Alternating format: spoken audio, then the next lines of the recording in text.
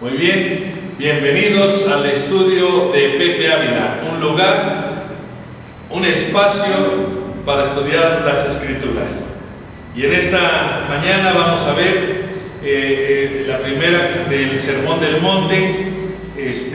Vamos a estar estudiando todo esto del Sermón del Monte, que es un sermón muy grande y tiene muchas cosas ahí. De hecho, tiene muchas cosas ahí de las parábolas que ya vimos y terminamos la semana pasada. Pero aquí vamos a empezar con el Sermón del Monte, y el Sermón del Monte empieza con las bienaventuranzas. Así que ese es lo que vamos a estar viendo en este momento. ¿Qué pasó aquí? Aquí vamos a ponerle, pues no se ve nada, ¿verdad? A ver, ahorita ya se ve. Ahora sí, muy bien. Ahora sí. Bueno, pues eso es para el proyector. Las bienaventuranzas, ¿verdad? Y luego, pues, su servidor. Y luego, entonces vamos a ver en qué escritura estamos, que es Mateo 5, 1 al 12.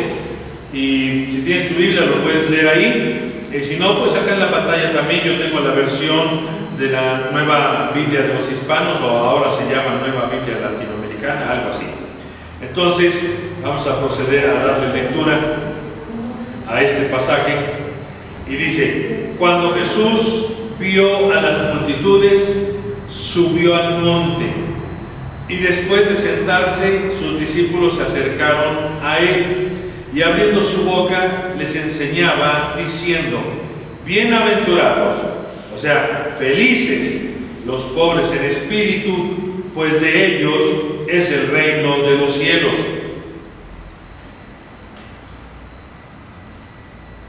Y dice: y bienaventurados los que lloran, pues ellos serán consolados. Bienaventurados los humildes, pues ellos heredarán la tierra. Bienaventurados los que tienen hambre y sed de justicia, pues ellos serán saciados. Bienaventurados los misericordiosos, pues ellos recibirán misericordia. Bienaventurados los de limpio corazón, pues ellos verán a Dios. Bienaventurados los que procuran la paz, pues ellos serán llamados hijos de Dios. Y la última: bienaventurados aquellos que han sido perseguidos por causa de la justicia, pues de ellos es el reino de los cielos. Bienaventurados serán cuando los insulten y persigan y digan todo género de mal contra ustedes falsamente por causa de mí. Regocíjense y alégrense, porque la recompensa de ustedes en los cielos es grande, porque así persiguieron a los profetas que fueron antes de ustedes. Margarita, ¿me ayudas a subir el volumen del primer? Es el primer botoncito de hasta allá abajo del micrófono, es el primer botoncito de hasta abajo, de hasta allá, el primero. Está así, súbelo como a la mitad, un poquito menos de la mitad. Bueno, ahí está, ya. Ok. Bueno, unos ajustes técnicos necesarios. Muy bien, pues aquí hemos leído las bienaventuranzas, ¿verdad? Y tenemos una pequeña introducción que dice así: Mateo resumió esta enseñanza de Jesús en un solo lugar, mientras que Lucas lo tiene en diversas ocasiones. Podemos decir que efectivamente no es algo que Jesús haya enseñado en una sola ocasión. Sin embargo, Mateo lo reunió todo como la esencia de la enseñanza de Jesús. Es importante explicar esas cosas porque pues, es un sermón muy largote, ¿no? Y era imposible que Jesús lo diera en un solo día, ¿no? A todos. Entonces era muy importante, es importante saber cómo está en la Biblia, ¿no? Bueno, Lucas lo tiene en diferentes lugares y hay una serie de similes ahí que uno podía ver, pero no se los puse, nada más se los explico. Y así es como está. Para Mateo, pues era muy importante porque Mateo, por digamos, por naturaleza, vamos a decirlo así, él es el didáctico, el que quiere siempre estar enseñando. Si nosotros leemos Mateo, nos vamos a notar una cosa muy importante en él, por ejemplo, que Mateo siempre se enmarca en las Escrituras. Eso es muy importante, porque él dice, esto sucedió, con mucha frecuencia dice, esto sucedió para que se cumpliera, y muestra la Escritura que se está cumpliendo con lo que pasó. Entonces, vez tras vez, Mateo hace eso, y eso es una enseñanza. Él lo que quería es que entendieran que Jesús está enmarcado en la Biblia, en todo el Antiguo Testamento, ¿no? Así que él vez tras vez hace eso. Lucas, por otro lado, es como era un médico, un profesionista, pues trata de poner en orden las cosas, y entonces él trata siempre de hacer ese tipo de cosas, y dice cosas que a veces otros no dicen, ¿no? Por ejemplo, menciona a ese tal Lisinias, ¿verdad? Que nadie más lo menciona. Y de hecho la gente empezó a decir que era un error de Lucas, y que pues eso entonces podía poner en duda la calidad de Lucas como escritor y demás, como evangelista. Pero ¿qué creen? Que en unas excavaciones que se hicieron, encontraron, entre todas las cosas que encontraron unas monedas que tenían la inscripción de Lisinias, del que habla Lucas. Fíjense cómo es la cosa, cómo es Dios. Abrió nomás tantito la llave para que vieran que es la verdad, que lo que Lucas dijo era verdad. Y toda la gente se lo dice, la gente decía, no, es que no había ese, no lo ubicamos a ese. Fíjate, todos los historiadores no ubicaban a ese Lisinias, y Lucas lo marca ahí como uno de los reyes, porque pues, no iban a hacer monedas con cualquiera que pasara por la calle, ¿verdad? Lo hacían con gente muy importante, en ese caso pues era un rey. Y entonces dijeron, chihuahuas, pues sí, que resulta que sí hay ese rey Lisinias. Entonces Lucas pues, es verdadero en lo que escribe. Bueno, él era así, más historiador, vamos. Y Mateo siempre está comprobando, siempre con la Escritura está comprobando, y vamos a ver eso a lo largo de... Entonces, por eso yo creo que él arregló todo el Sermón del Monte, como para decir, esto es lo oficial, esta es la esencia de Jesús. Entonces, por eso también tiene su importancia, ¿no? Así que bueno, vamos a continuar. La enseñanza de Jesús. Vamos a ver algunas cosas. Luego no hay muchas imágenes que uno pueda buscar, pero me encontré esa, y pues como ahí están con unos librotes que ni eran así los libros, ¿verdad? O sea que ese cuate que pintó eso estaba re mal, ¿me entiendes? O sea, porque no había libros, eran rollos, ¿me entiendes? Y ven los libros que le pusieron ahí. O sea que el pintor ese sí estaba mal, ¿verdad? Quién sabe quién lo pintó esa cosa, pero ese sí está re mal. Ya ahí puso sus libros acá, pero no es cierto, no existían los libros así, eran rollos. Pero bueno, sirve para el efecto, ¿no? De lo que estamos tratando de explicar, ¿verdad? La enseñanza de Jesús. Y pues lo primero que tenemos en este caso es que vemos que ahí dice sentándose Jesús, ¿verdad? Eso es lo que dice, ¿no? Estamos ahí en Mateo 23:2 y dice así: los escribas y los fariseos se han sentado en la cátedra de Moisés. Es muy importante notar esto. Jesús dijo esto acerca de los fariseos. Cátedra quiere decir silla. Así que la postura de enseñanza de un rabino siempre era sentarse. La cátedra, o sea, silla de Moisés, pues era una enseñanza acerca de lo que escribió Moisés. Y cuando se quería enfatizar algo debido a su importancia, el maestro lo impartía sentado. Es importante que uno entienda eso, porque Jesús, si ven, dice que viendo a la multitud se fue para el monte, y los únicos que fueron con él pues fueron sus discípulos. Y yo creo que alguna gente que se coló por ahí, ¿verdad?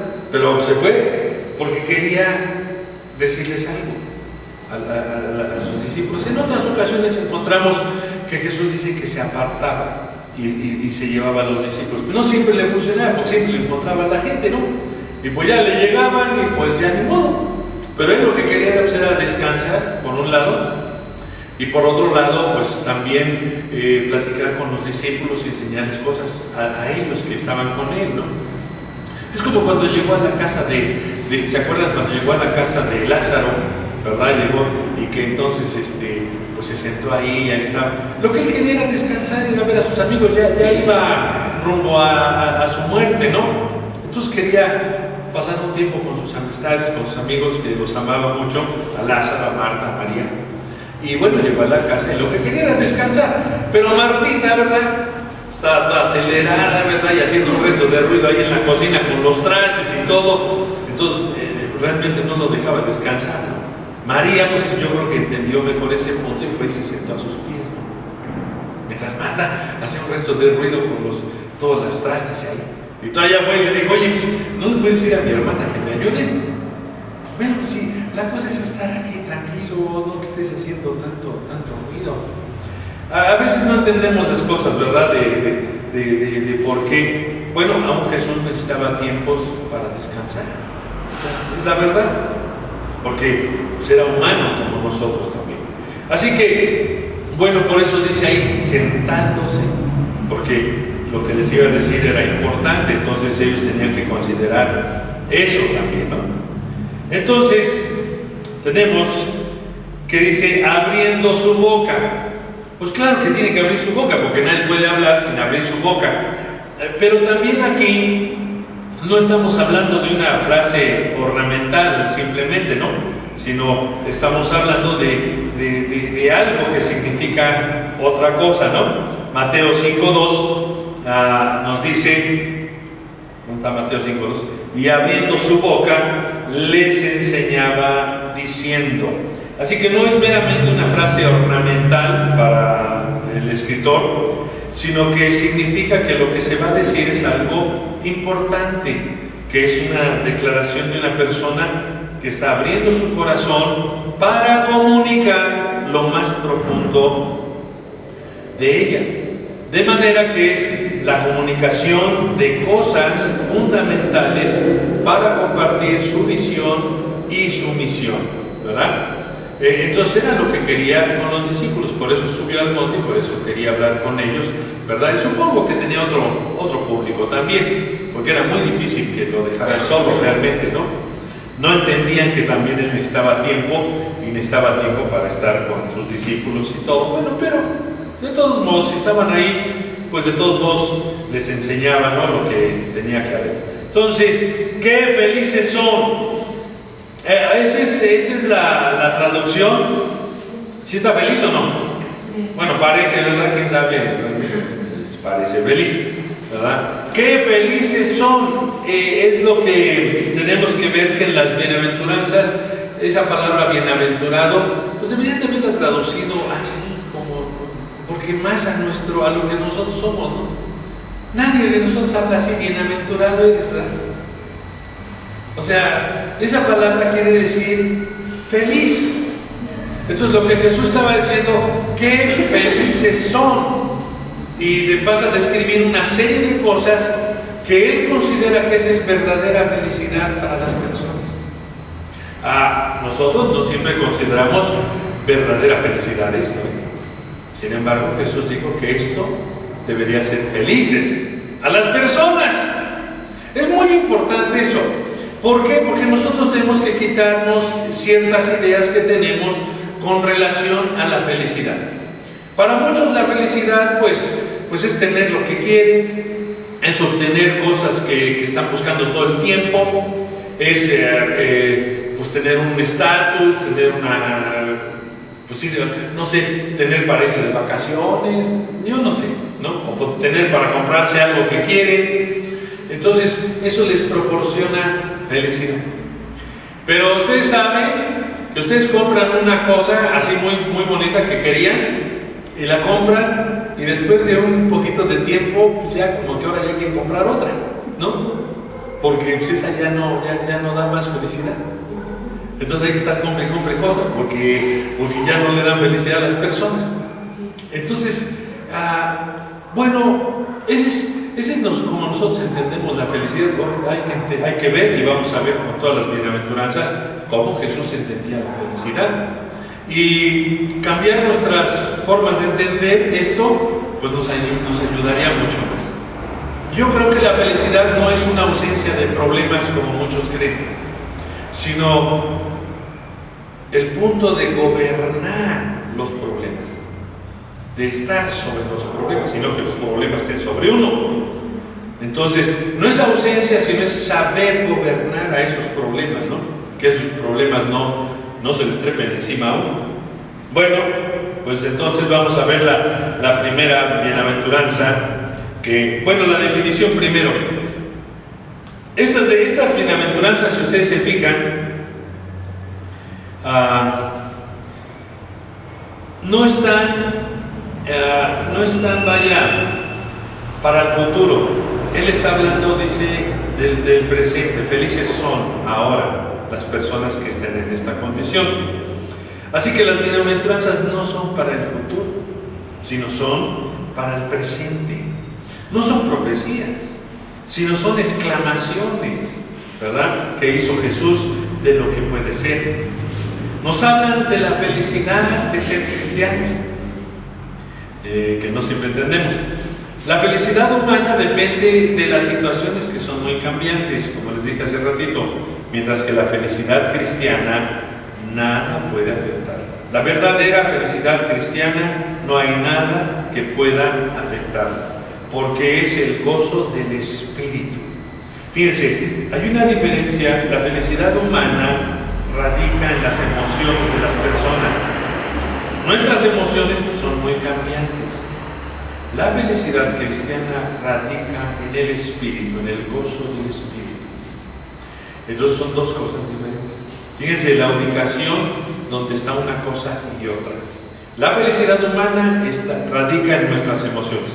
La felicidad cristiana radica en nuestro espíritu. Son dos cosas diferentes.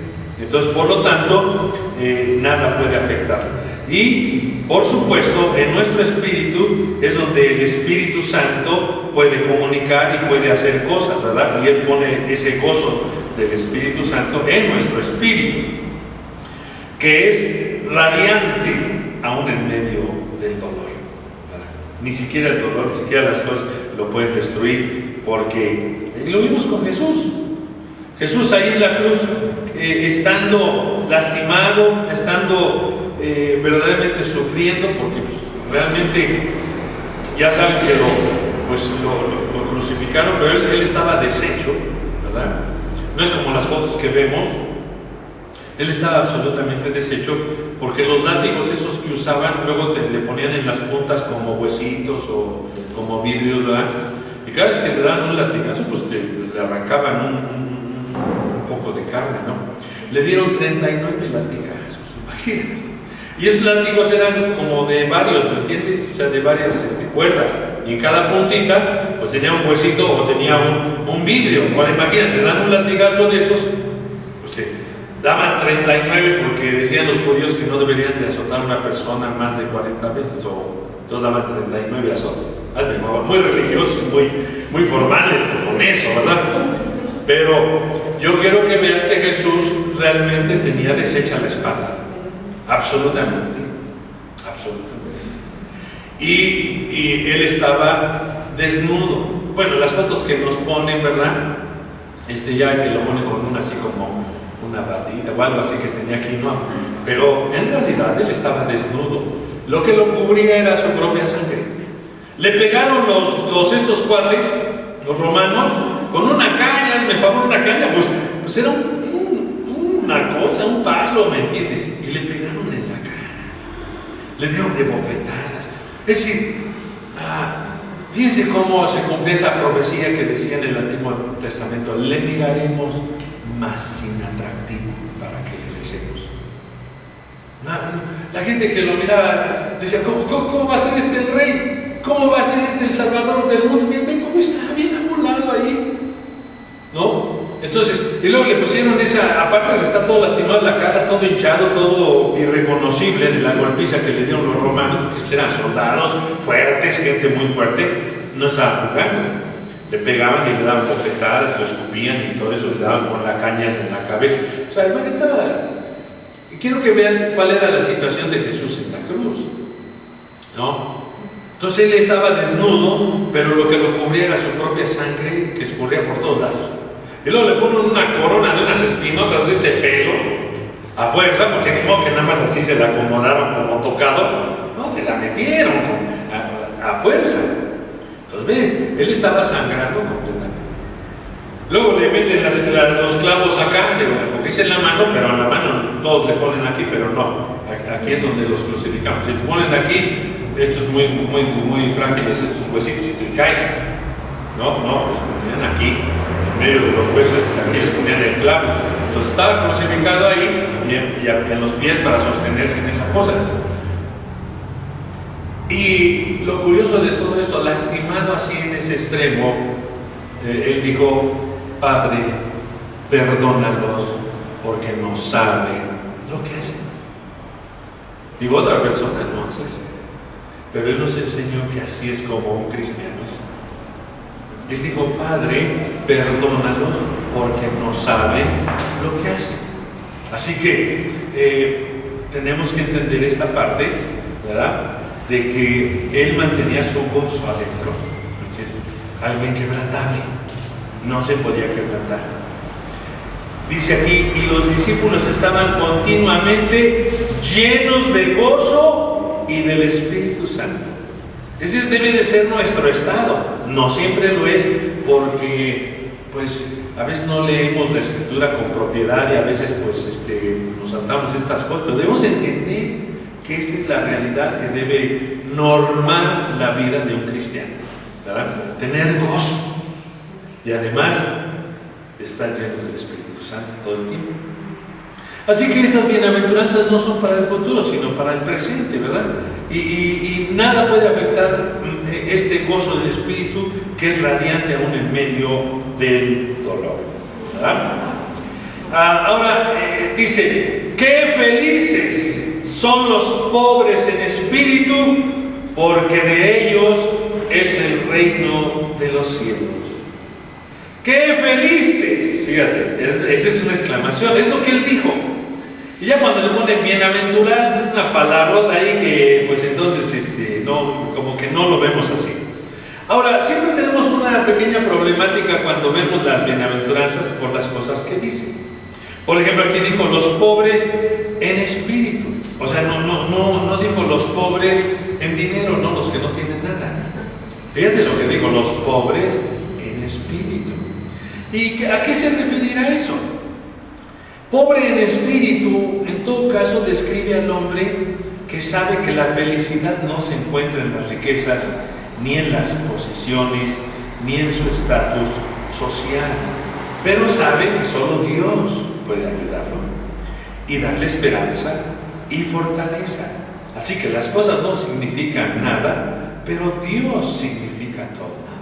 Es aquel que se da cuenta de su necesidad de Dios y de que a veces tiene muy bajo ese asunto, ¿me entiendes? Entonces no es tanto que no tenga, porque no es ese el punto. Pero a veces mucha gente no se detiene a ver lo que está diciendo aquí. Digo, los pobres en espíritu. Y a veces no entendemos tampoco, cuando leemos eso, ¿quién sé qué será eso? Bueno, ya lo estoy diciendo, ¿verdad? Es alguien que tiene necesidad de Dios, que entiende su necesidad de Dios, que esa es primaria, que esa es básica, que eso es lo que necesita, y que a veces está muy bajito eso, por eso tiene y clama a Dios. Ahorita vamos a ver aquí un versículo, ¿verdad? En el Salmo 34 y el verso 6 dice: este pobre clamó y el Señor le oyó y lo salvó de todas sus angustias. ¿Quién crees que está hablando ahí? Es el Salmo, es un Salmo. David. ¿El rey David era pobre?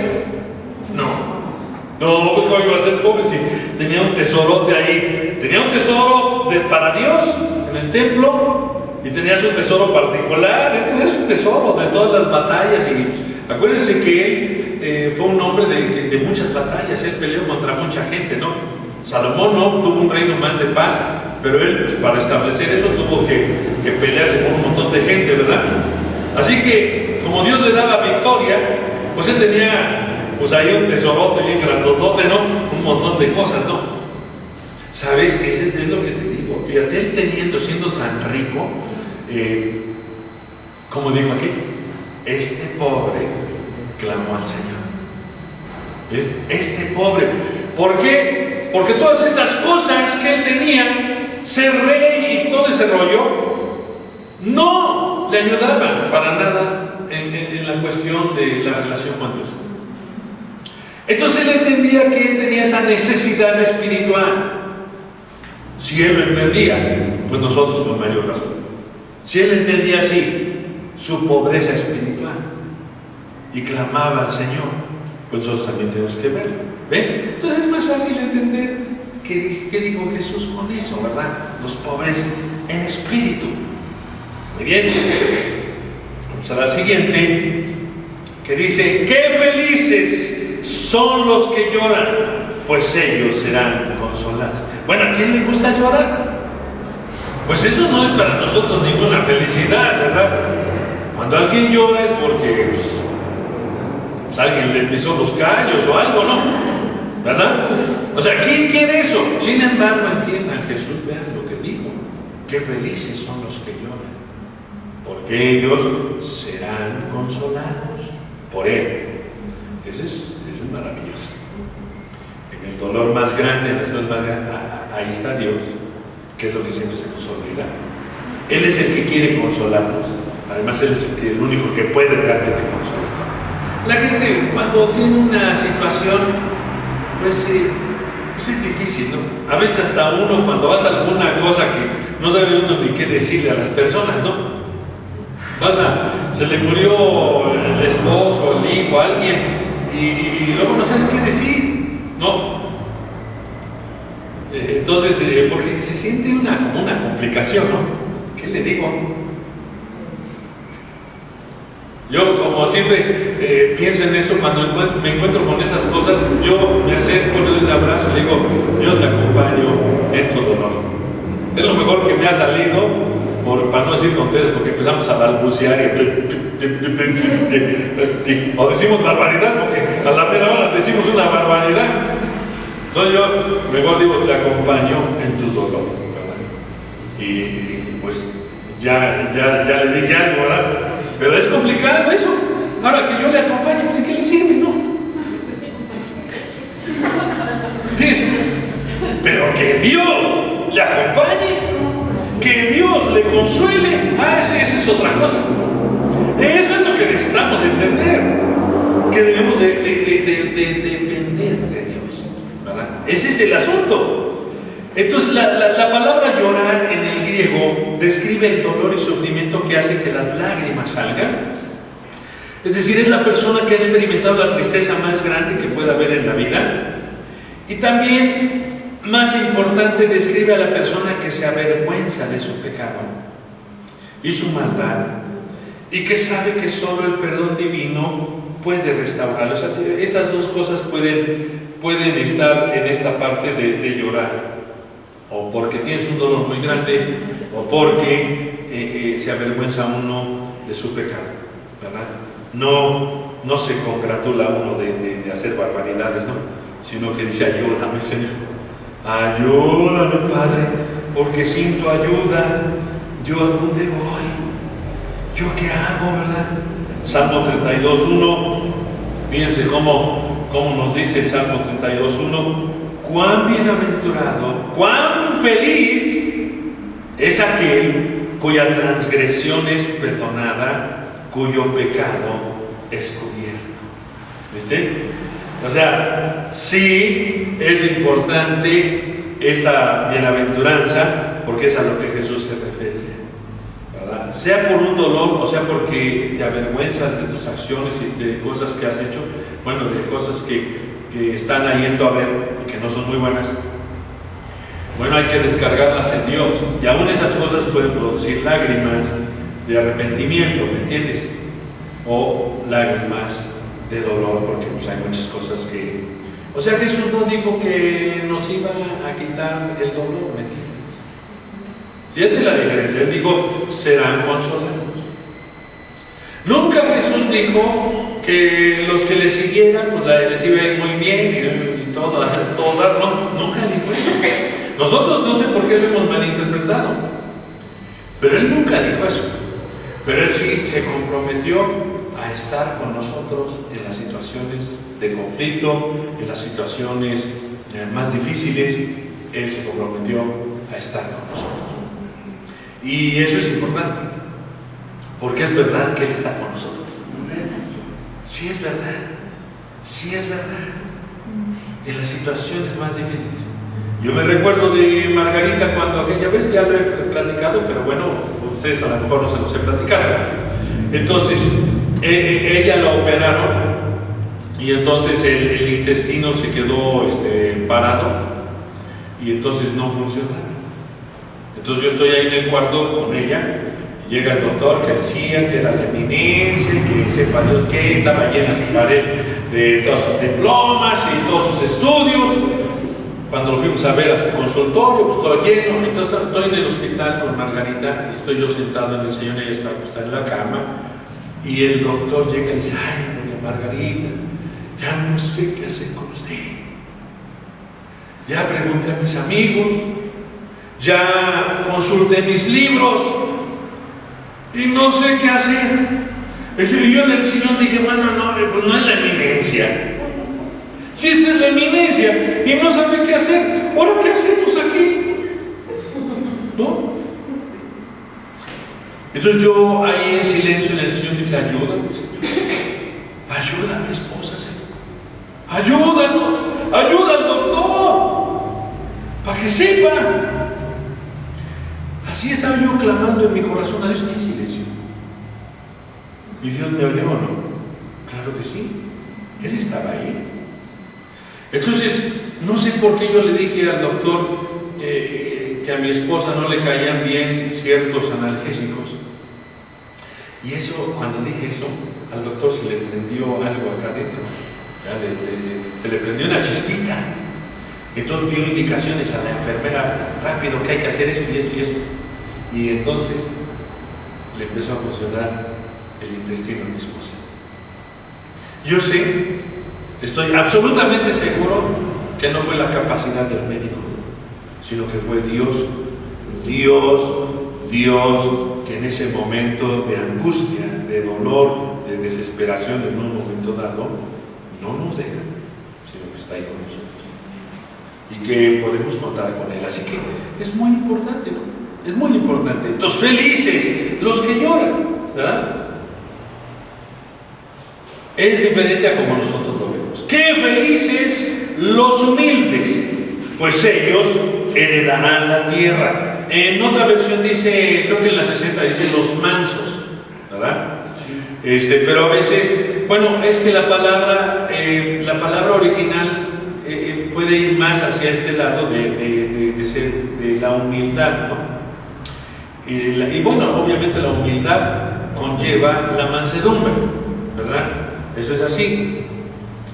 Entonces, en este caso es la humildad que quiere aprender, que hace a un lado el orgullo, que reconoce que necesita la ayuda de Dios y de los hombres también, porque también necesita ayuda. Nadie puede gobernar a otros hasta no haber aprendido a gobernarse a sí mismo, pero sobre todo a ser gobernado por Dios. Fíjense la importancia de esto. El gobierno de Dios debe de ser establecido en cada una de nuestras vidas, y eso nos hace humildes porque dependemos de Él y de sus instrucciones y de lo que Él quiere para nuestras vidas. Tenemos que hacer a un lado lo que nosotros queremos, ¿verdad? Y eso no quiere decir que eso nos va a hacer personas tristes o personas sin gozo, sin alegría. Al contrario, porque para eso nos creó Él. La Biblia dice que Él nos creó para su gloria, o sea, no para que hagamos lo que se nos pega la gana. Él tenía un objetivo claro. Yo voy a crear a estas personas para mi gloria, ¿verdad? Claro que con Adán y todo el pecado se echó a perder el asunto y hoy estamos recuperando esa parte y regresando a ese estado. Y entonces regresamos al estado de ser hijos de Dios y por lo tanto a comprender el deseo de Dios, la voluntad de Dios en ese respecto. Entonces, Él nos creó para su gloria. Y cuando entendemos eso, pues tenemos que vivir para su gloria cada día, ¿verdad? No para nosotros mismos. Pero vivir para su gloria nos hace más felices, verdaderamente, ¿no? Entonces nos hacemos humildes porque reconocemos que necesitamos de Él, que necesitamos de su sabiduría infinita, que necesitamos de que Él nos ayude, de que Él nos enseñe, ¿verdad? Y que podemos tener esa actitud de aprender. Porque no hay nada, no hay cosa peor que una persona crea que sepa todas las cosas y no aprenda más nada. No hay edad para seguir aprendiendo. O sea, uno tiene que seguir aprendiendo siempre. Siempre. Y siempre hay cosas de que aprender, ¿verdad? Desde las más sencillas hasta las más complicadas, ¿verdad? Así que el gobierno de Dios es esa parte de dejarse gobernar por Él. Números 12:13 nos dice: Moisés era un hombre muy humilde, más que cualquier otro hombre sobre la superficie de la tierra. Fíjense cómo esta versión sí tradujo así. En la versión 60 dice que él era un hombre manso. Es que la mansedumbre está incluida en la humildad. No puede haber una persona que sea humilde y que no sea manso, que no tenga mansedumbre. Bueno, pero nos habla de Moisés. Ahora, Moisés, ¿por qué era humilde? Porque se encontró con Dios. Eso fue lo que lo hizo humilde, darse cuenta de que Dios era más que cualquier otra cosa. Porque acuérdense que cuando estaba en Egipto era bravo, qué humilde ni qué nada. ¿Se acuerdan? Era una amenaza en Moisés, porque vio que le estaban pegando a uno ahí y lo surtió. Yo creo que no lo quería matar, ¿verdad? Pero imagínate, tenía la mano pesada el Moisés, ¿verdad? Porque de un guamazo que le dio, lo acabó matando. Oye. Entonces era Moisés. Era un hombre que no era humilde. Eso no es humildad. Él dijo: no, ¿por qué le pegas a mi cuate? Y sácateles. Y como lo mató, pues tuvo que huir. Aprendió humildad en el desierto. Ya no vivía con la princesa, ¿verdad? Ya no era alimentado así con el banquete de la realeza, ¿no? Ahora tenía que andar cuidando borreguitos y pues se sufre. Y eso le hizo un tanto humilde. Pero en realidad su encuentro con Dios fue lo que lo hizo más humilde que tú. Él aprendió, y tú lo ves, que siempre lo que tú digas está bien. Está bien.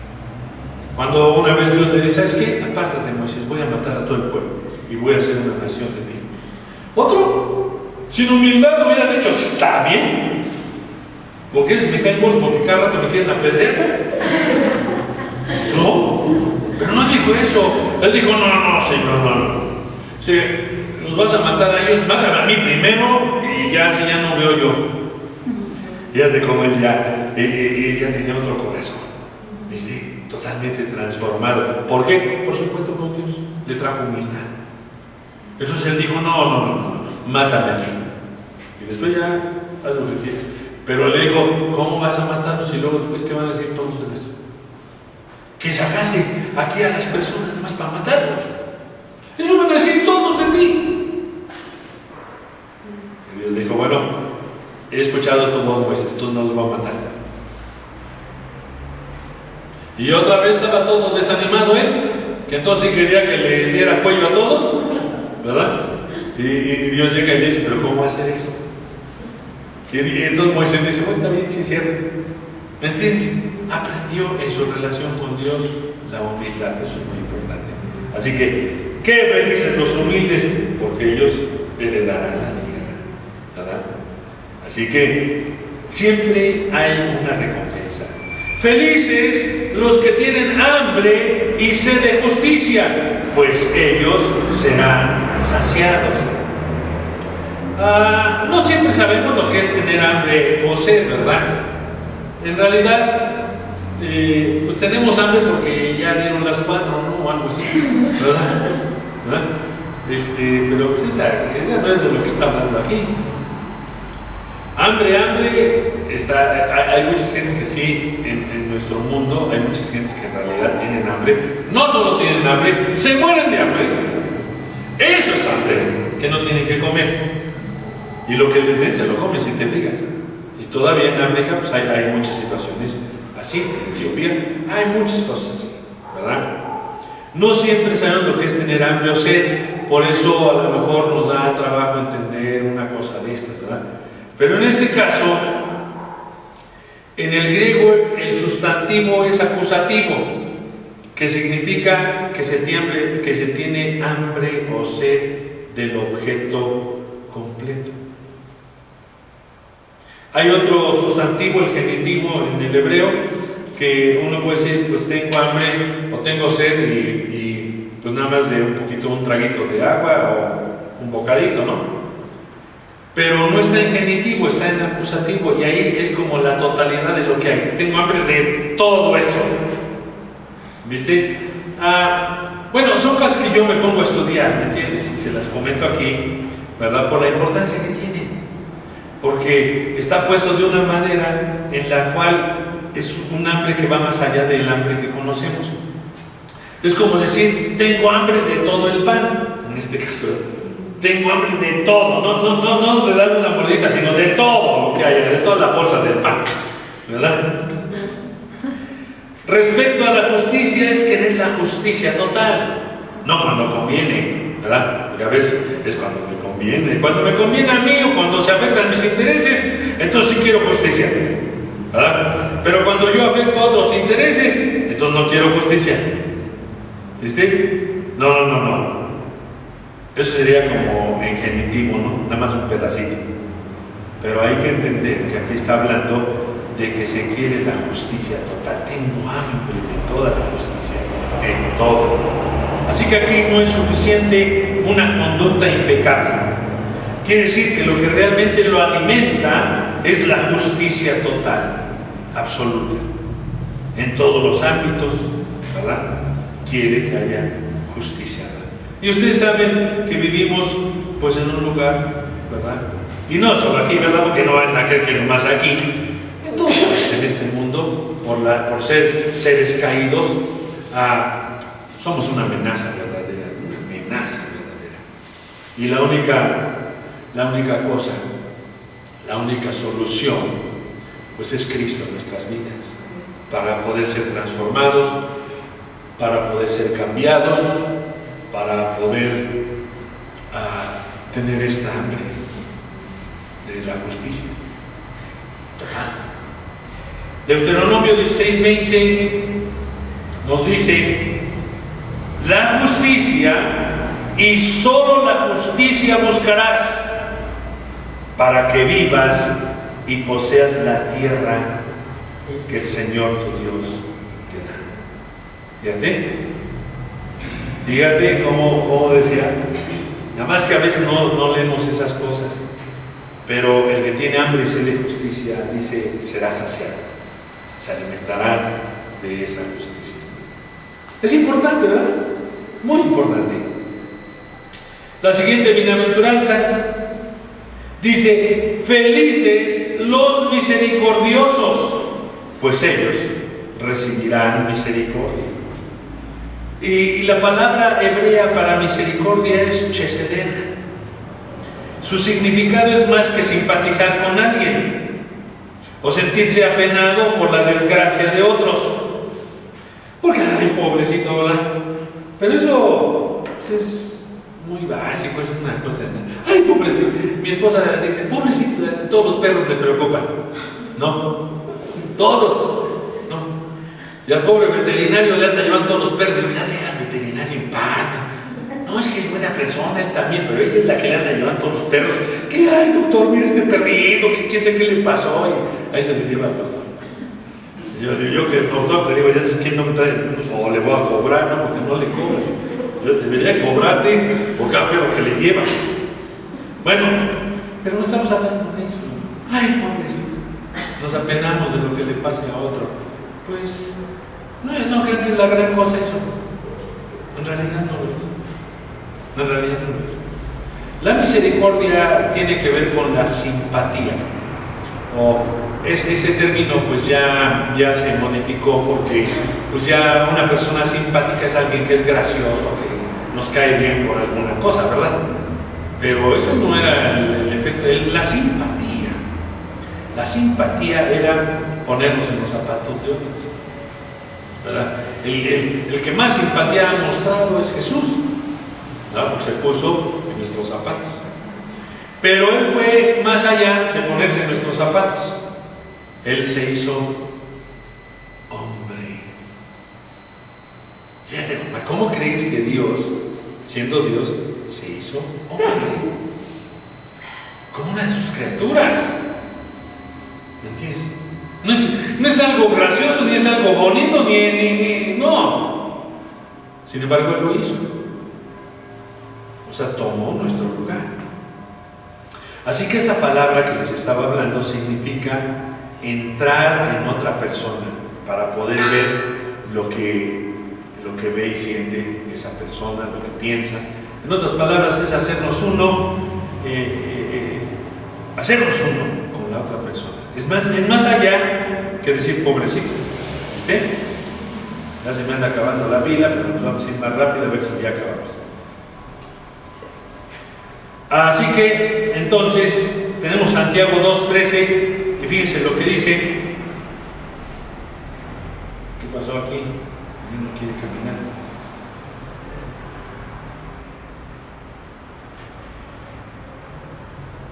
Échale. Bien, hombre.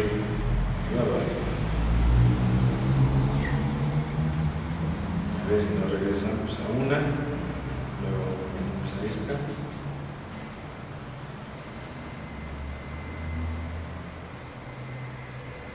Ahí está. Dice, porque el juicio será sin misericordia para el que no ha mostrado misericordia. Y fíjense lo que dice, la misericordia triunfa sobre el juicio. Así es. Es decir, nosotros somos más rápidos para juzgar. No, eso se lo merece por esto, ¿verdad? Se lo merece. Pues sí, se lo merece. Ahorita tengo un hermano que está en una situación precaria. Si yo puedo decir, se lo merece. Yo le digo a mi esposa, yo soy el cristiano de la familia. Sí se lo merece. Eso y más. Pero, pues va a tener que ayudarle yo. ¿Verdad? Va a tener que ayudar. Entonces, ahora le están consiguiendo un cuartito para que tenga donde está. Bueno, un horror que les voy a platicar. Pero ¿me entiendes? Que tiene que ser de buena gana. Tiene que ser de buena gana. Señor, gracias que tú me permites pues, poder ayudar, poder tener misericordia más que juzgar. Porque juzgar es lo más fácil. Y de verdad se lo merecen. Pero aunque se lo merezcan, ¿nosotros qué merecíamos? La muerte. La merecíamos. Nos la ganamos a pulso. La merecíamos. Eso es lo que merecíamos, la muerte. Y Él vino y tuvo misericordia de nosotros. No nos juzgó porque Él nos puede juzgar, porque Él es justo.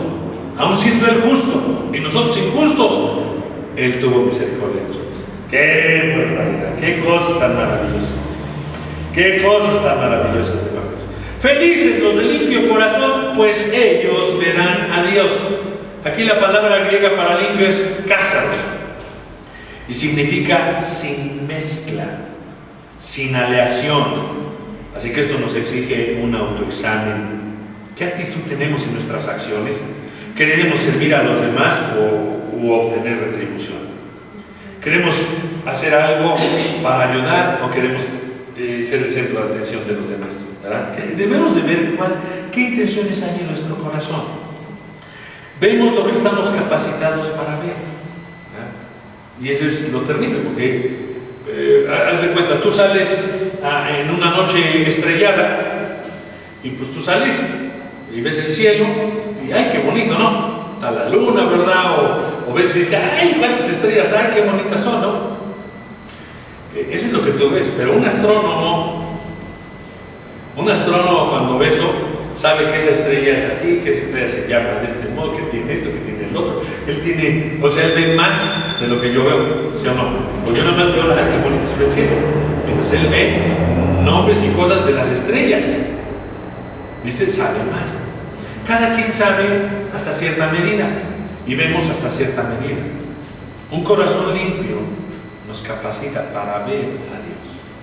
Eso es lo que dijo Jesús, el corazón limpio. Así que sí tenemos que hacer una consideración con eso para que podamos nosotros realmente limpiarnos. Salmo 51:10 dice: crea en mí, oh Dios, un corazón limpio y renueva un espíritu recto dentro de mí. ¿Viste? Eso es el mismo David.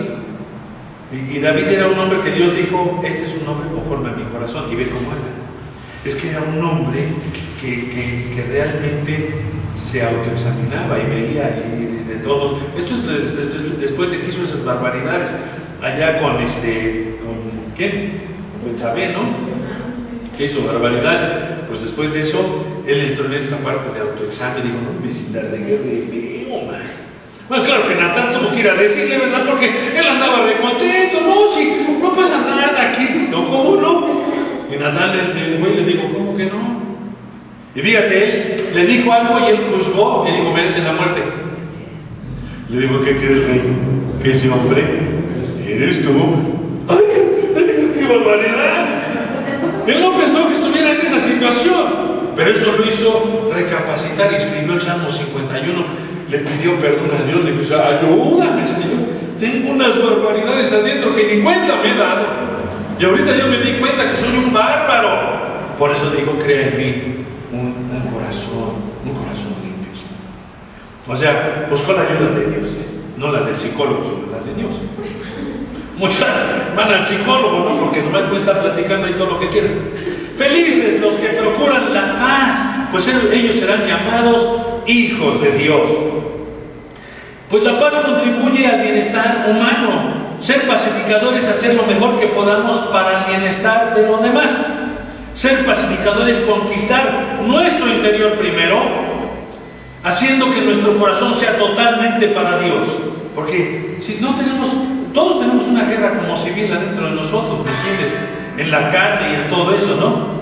Así que es muy importante establecer relaciones pacíficas con los semejantes, empezando con nosotros mismos y luego con ellos, salvando esos abismos de amargura, de raza, de situación económica y todos esos rollos que hay, ¿no? Salmo 34:14 nos dice, apártate del mal y haz el bien, busca la paz y síguela.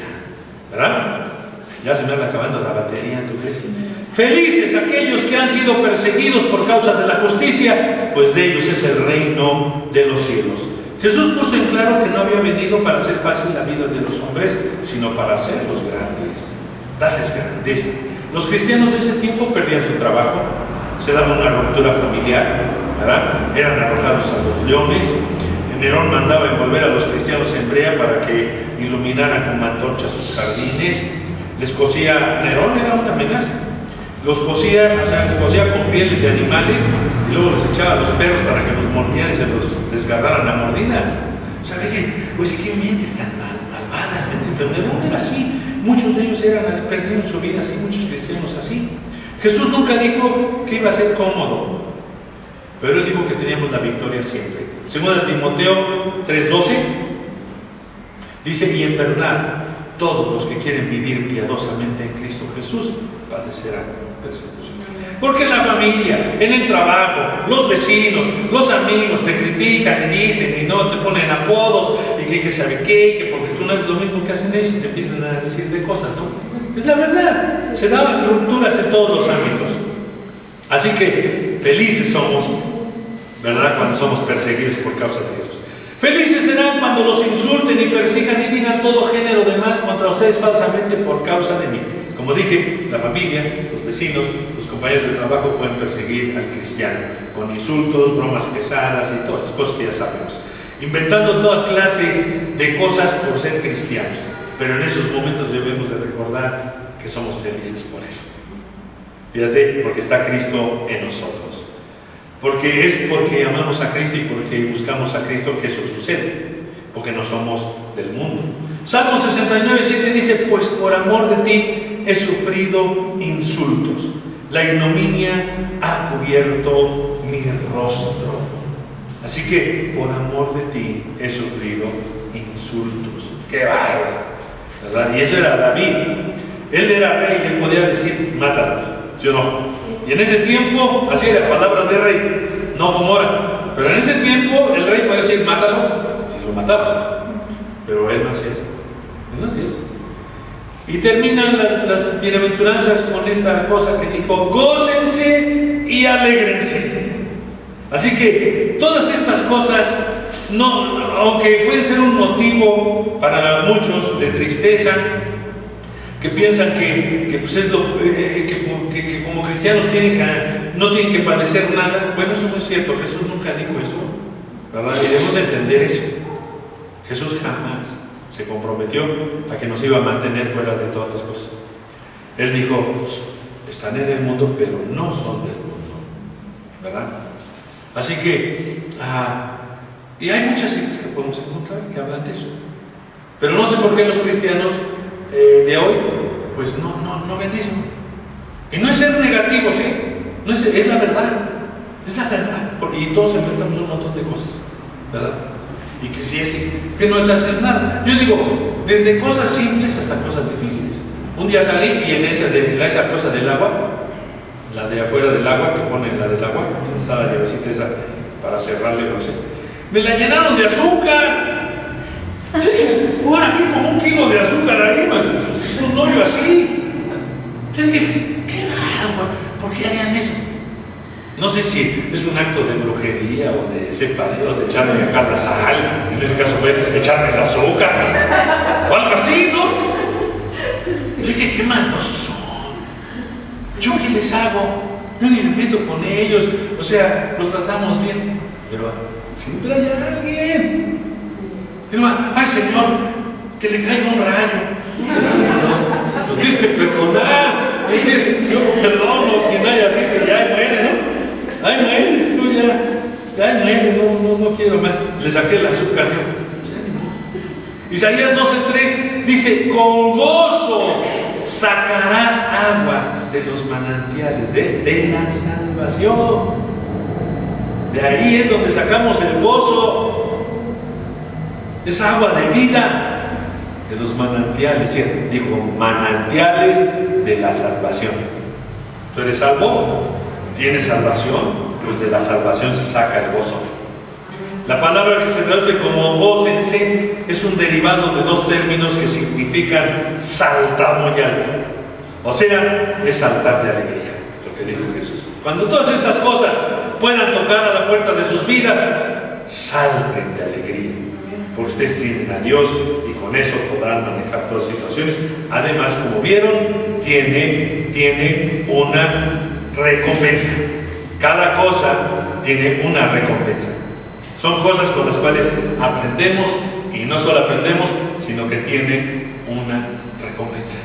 ¿Ok? Vamos a darle gracias a Dios. Padre, te damos tantas gracias porque podemos ver quién eres tú, lo que piensas tú, lo que deseas para nuestras vidas, cómo tú ves la felicidad, diferente a como nosotros la vemos, pero es la felicidad verdadera, genuina. Con el ejemplo, tú nos diste ese ejemplo. Y bueno, nosotros seguimos esas huellas tuyas, Padre. Te damos gracias, Señor Jesús, por haber dado tu vida, por habernos perdonado, por habernos lavado de nuestras maldades.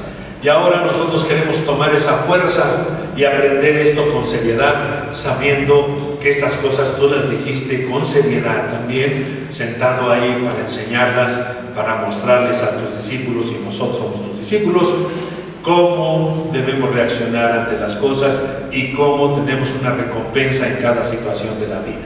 Te damos gracias por eso en el nombre de Jesús. Amén. Bueno, pues hasta la próxima.